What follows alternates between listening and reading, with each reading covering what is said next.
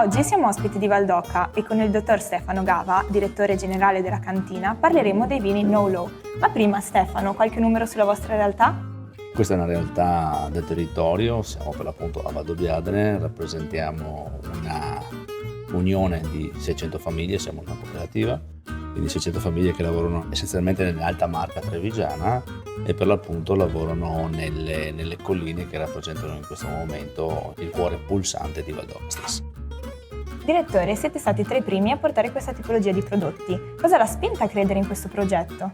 Ma essenzialmente nasce da una valorizzazione di quelli che sono stati i cosiddetti superi di campagna, cioè quell'uva che non era atta alla produzione di vino.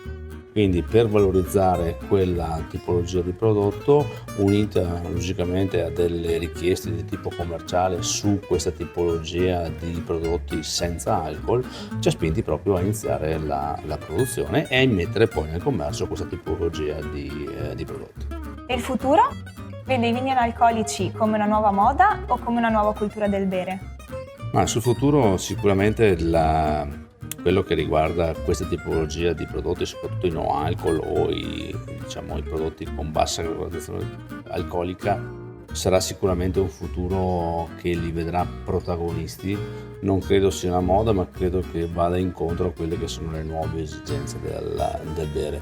Quello che dico però è che questa tipologia di prodotti che si fanno devono rimanere all'interno, dal mio punto di vista, di un ambito agricolo, viticolo ed enologico, cioè devono essere prodotti che partono dal vigneto per poi arrivare in cantina con determinate caratteristiche, in modo da valorizzare per l'appunto anche il lavoro dei viticoltori.